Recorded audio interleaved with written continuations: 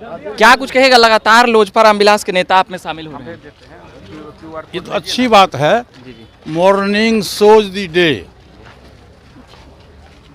तो आपको क्यों लोग शामिल हो रहे हैं? उसके पीछे वहाँ सम्मान नहीं मिलता है। वर्कर को जो सम्मान मिलना चाहिए, कार्यकर्ताओं को जो सम्मान मिलना चाहिए, वहाँ सम्मान नहीं मिलता है।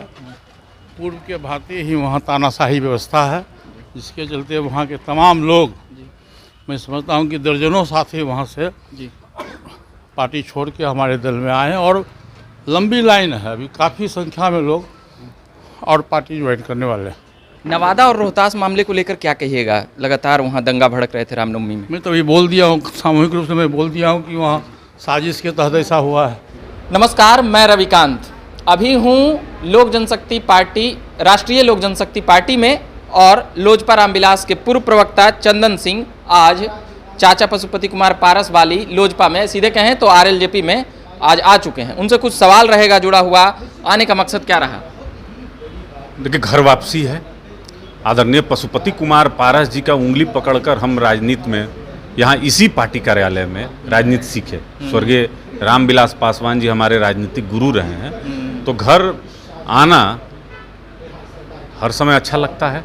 तो आज भी बहुत आप उधर थे तो उधर कहते थे कि यही मेरा घर है, चाचा जी धोखा दिए हैं, ऐसा? देखिए, कभी कभी एक भ्रम की स्थिति उत्पन्न हो जाती है हर किसी के जीवन में, जब आपको लगता है कि आपने जो निर्णय लिया है यह सही है, लेकिन बहुत जल्द आपको अपने निर्णय में एहसास हो जाता है कि आपने सही लिया या गलत लिया।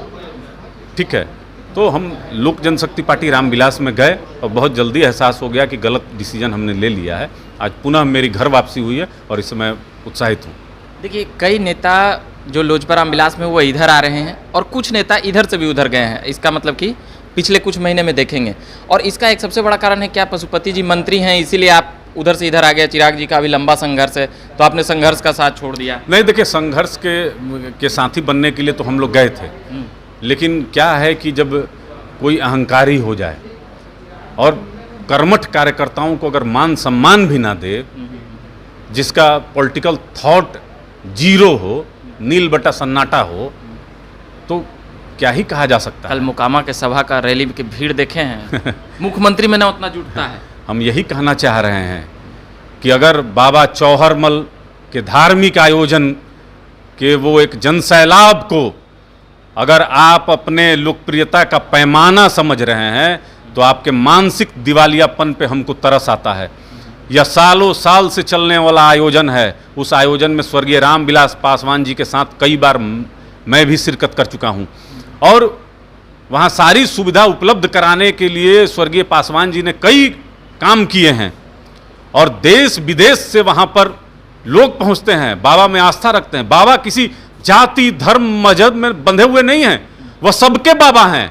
अब तो जाति आधारित बाबा का पूजा होता है। नहीं, वो सबके बाबा हैं। चौहर बाबा सबके बाबा हैं। आप वहां पर जाकर अगर राजनीति करते हैं और एक एक्टिंग वाला जो आंसू आंख में भर लेते हैं, जनता उसको भली भांति समझती है। ये शब्द आप 1-2 महीना पहले कहते तब ना होता कि बागी हो गए चंदन सिंह एकदम नेता हैं। 2 महीना पहले चिराग पासवान को मुख्यमंत्री बनाने के लिए आप एकदम लॉबिंग कर रहे थे पूरा एकदम। हम समझते थे कि आप में पॉलिटिकल थॉट है। आप हमारे स्वर्गीय रामविलास पासवान जी के सुपुत्र हैं। ना ऐसा उन्हीं के तरह विचार आपके भी मन में होगा, आपके भी विजन ब्रॉड होंगे, लेकिन आपका तो जो एक कहा जाता है कि पॉलिटिकल सोच है, वो बहुत सिकुड़ा हुआ है। दोनों लोजपा एक हो जाएगा तब आप लोग क्या करिएगा? नहीं, देखिए, ये तो एक अजीबोगरीब प्रश्न है। तब का तब देखा जाएगा। अभी उस पर क्या बयान दिया जाए? तब फिर चिराग जी कहीं वो मिनिस्टर बन जाएंगे, कहीं बात चलता है कभी कभी, तो वो बन जाएंगे तो फिर इधर से उधर हो जाएगा। अरे आप लोग तो बहुत पहले से मिनिस्टर बना रहे हैं। कई खरमास बीत गए। हाँ। कितना जिस्ता जो है कि लेटर पैड खत्म हो गया, लेकिन अभी तक तो नहीं आया है। देखिए, जब माननीय प्रधानमंत्री का विरोध आप नोटबंदी में करते हैं, जब माननीय प्रधानमंत्री का विरोध आप अग्निवीर में करते हैं, जब माननीय प्रधानमंत्री के जन्मदिन की बधाई आप नहीं देते हैं ट्विटर पे, तो हनुमान कहते हैं। कई संदेह उत्पन्न होते हैं। आपने देखा कि कल सम्राट चौधरी जी की हुटिंग हुई। 1 साल पहले आदरणीय पशुपति कुमार पारस जी और श्री प्रिंस राज जी पर हमला हुआ था। और चिराग पासवान जी के सभा के बाद ही होता है ये सब। कुछ चंद मुट्ठी भर असामाजिक तत्व हैं जो बाबा चौहरमल जैसे पवित्र जगह पर इस तरीके का कृत्य करते हैं। मैं सरकार से मांग करता हूं कि इसकी उच्च स्तरीय जांच नहीं, होनी चाहिए। पिछले बार जब आप उस लोजपा में थे तब बोल रहे थे कि ये चाचा गद्दार हैं, धोखेबाज हैं, धोखा देकर मंत्री बन रहे हैं, नेता बन रहे हैं रामविलास जी के, और ऐसी फलाना चिलाना आप एकदम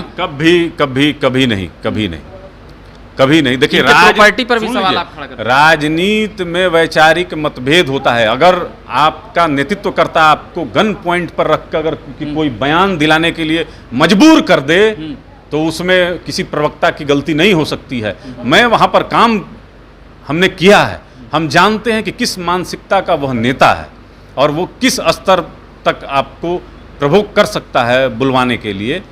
तो वहाँ पर कई ऐसे प्रवक्ता हैं जो सफोकेशन में शायद आज होंगे, कल वह भी आ जाएंगे। हमको पूर्ण यकीन है। इधर आवे के कुछ डील उल भी तय हुआ है, टिकट उकट, ठेकेदारी उकदारी, बड़ा पार्टी तो बताइएगा ना। ये पूछने के लिए आपको हमारे स्वर्गीय रामविलास पासवान जी के पास जाना पड़ेगा, क्योंकि उन्हीं के नेतृत्व में मैंने 2000 में पार्टी की सदस्यता ली थी।